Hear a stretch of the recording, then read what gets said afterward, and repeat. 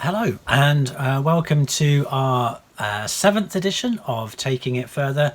And I thought today it might be helpful to just go through the very first stages of how you go about doing a word study. We've been recently started a new series at CBC looking at glimpses of Jesus and looking at different images from John's Gospel that talk about Jesus. And so far we've looked at the Word and we've looked at the light, and next week we're going to be looking at the bread.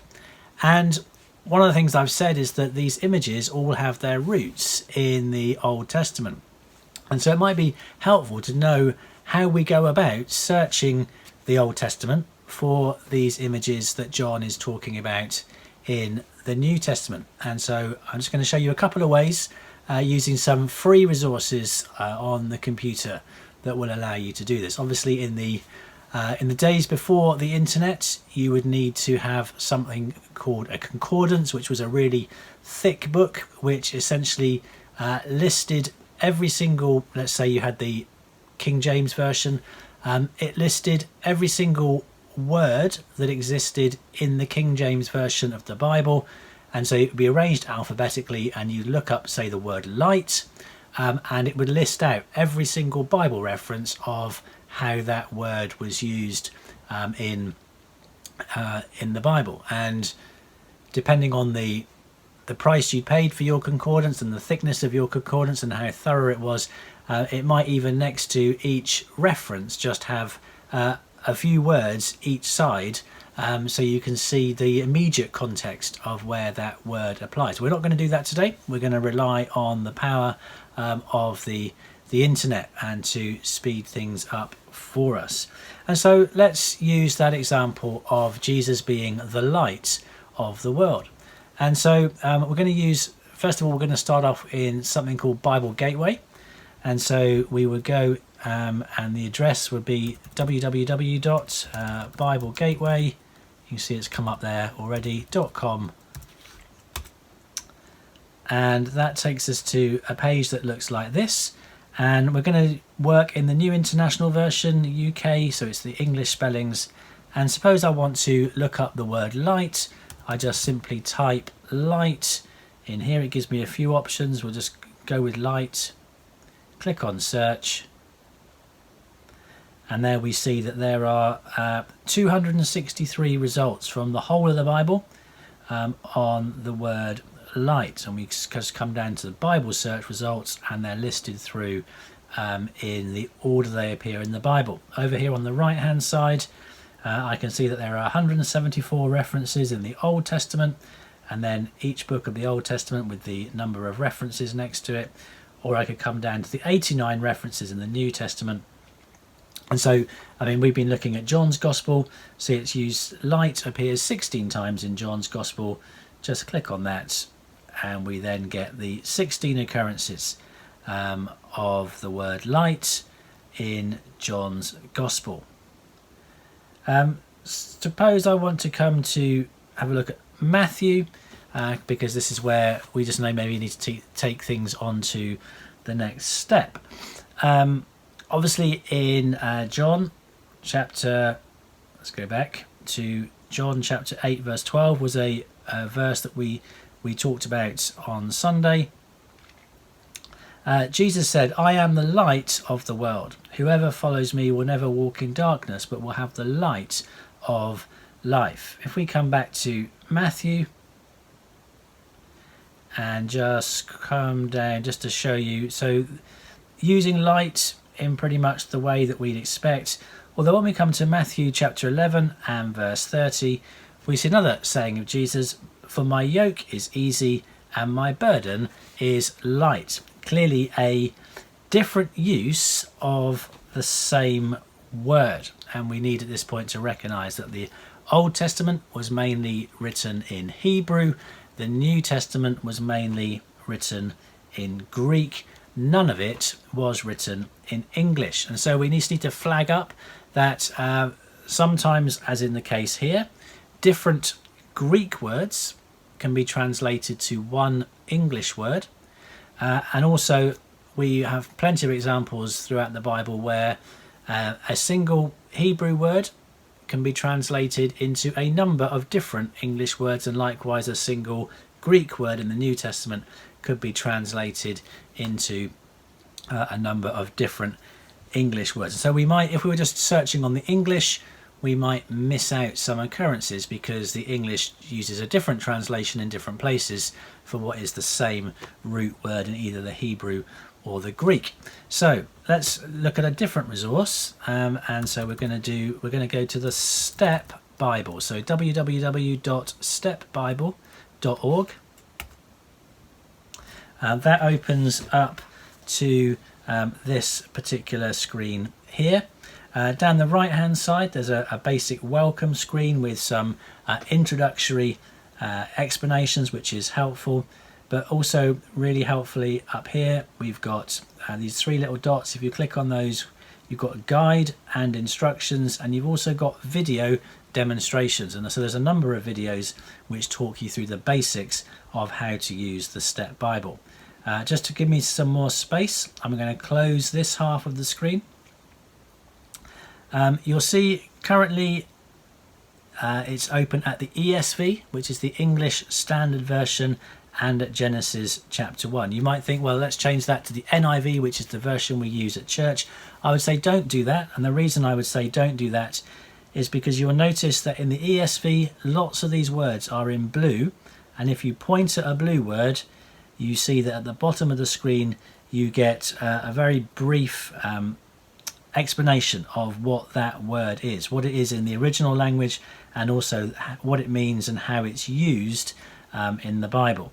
And so there are lots of, and you also see that it's flagging up every time on the page when that same word is used. And so here we've got light, let there be light, and so immediately we can see that there's a number of places that that word is used. But if I was to do this, so if I was to click on ESV and change it to the NIV, turn off the ESV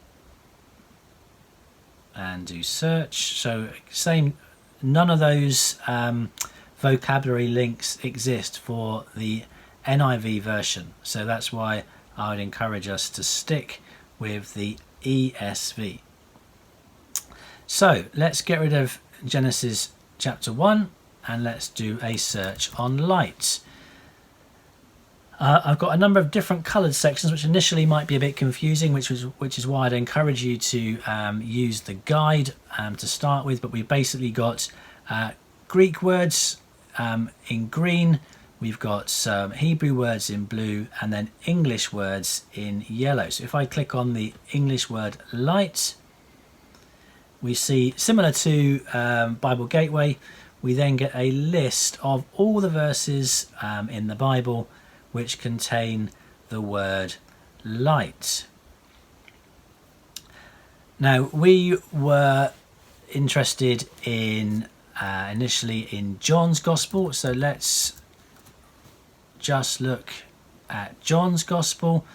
And so again we see that there are 16 results, as we were seen previously, light. And let's see a little bit more about how those words are used. So let's click on the word light and see that down the right hand side we get a brief summary. So it's the Greek word phos.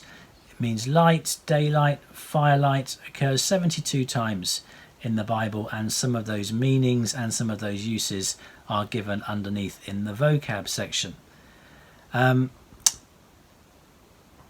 If I was to just go back a stage and just have a look at, say, Matthew, just to pick up that verse we looked at from Matthew 11 verse 30, we see that my yoke is easy but my burden is light. But when we click on here, we see it's a totally different Greek word. It means not burdensome, which is what we'd expect from the context. So we're not interested in this particular word, we're interested in the word phos. So let's do a search on the word phos. Now I can either type in the English word and then come down to the green section, and that's the word I'm interested in, and I can click that, or I could have a stab at spelling it in the Greek and the same thing comes up. So here we have, now obviously the New Testament is in Greek, the Old Testament is in Hebrew. So here we've restricted to just the New Testament, and we see every occasion in the New Testament where this Greek word phos occurs. And so it wouldn't have Matthew 11 because that's a different Greek word, and so we're not looking that up. We might be interested in looking into the Old Testament and to see how the word is used, and we've seen how we could do an Old Testament search, just type in the word light and look through the Old Testament passages.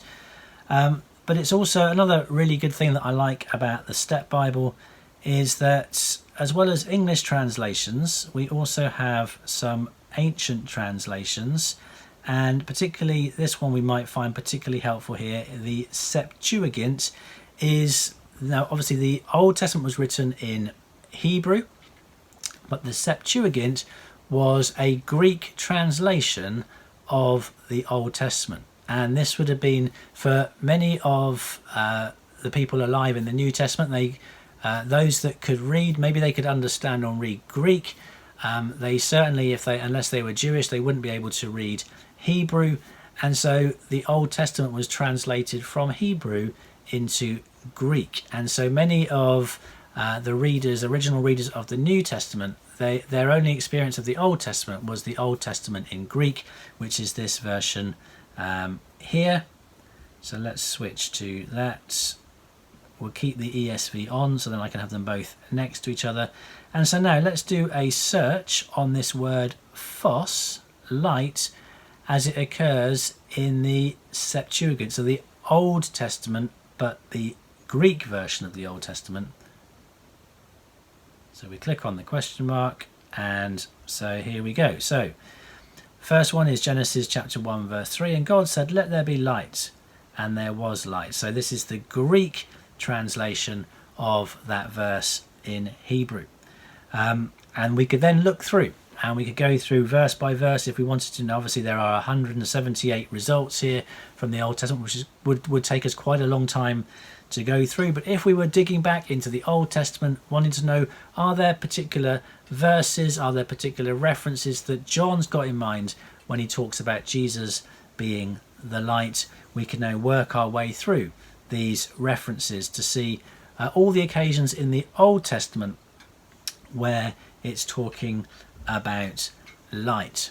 Now that's just a very quick overview, maybe just enough to get you started if you're interested in doing a word study on a word in the Bible, where it occurs in the New Testament, where it occurs in the Old Testament, what it means, that sort of thing.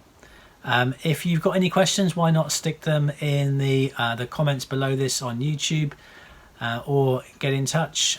My email address is on the screen now, and maybe we will do a follow-on in a week or two's time.